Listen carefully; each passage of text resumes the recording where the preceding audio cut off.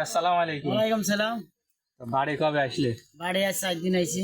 4 দিন আছেন? জি তা বলছি যে ঢাকায় ছিলেন আপনি? ঢাকায় তো? জি ঢাকায় ছিলাম। তা বলছি ঢাকার তারাবি আর আমাকে গ্রামের তারাবি জি। দুপুরেও দেখলেন তাই না? ঢাকায় করলেন হচ্ছে পড়েছেন 25 দিন পড়েছি। 25 তারাবি 26 তারাবি পড়েছেন তাই না? জি আর ঢাকায় হলে তো খতম তারাবি হয়। প্রথম তারাবি আর আমাদের এখানে আছে গ্রামে তো মুরব্বীরা তো বোঝেনি সূরা তারাবি। সূরা তারাবি।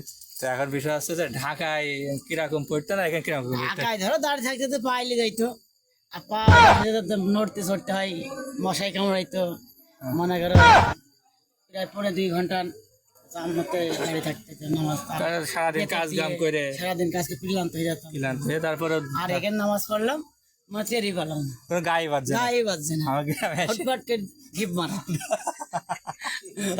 ঢিপ মারতে উঠছে গ্রামের তারাবি। গ্রামে না আসলে শান্তি আছে না? গ্রামের শান্তি আছে না? শান্তি মানে কি? খালি ঘন ঘন ঢিপ মারা মারে, আর ওখানে দাঁড়িয়ে ওরা সুরা ধরলে মনে করো 10 মিনিট 15 মিনিট পড়ে পড়ে যায়। যায়। হুজুর। আর এখানে ধরো মনে করো গায়ে লাগছে আলাম তো সুরার মধ্যেই সেরে ফেলছে। স্যার আছে ওখান থেকে আলাম তো তাহলে বোঝা আছে গ্রামে নাচ পড়ে মজা আছে। গ্রামের নামাজ পড়ে মজা, আর আর ঢাকা শহরে কষ্ট। না কষ্ট হলে পারো ওখানে এক মজা আর এখানে এখানে আরেক এক মজা, মজা।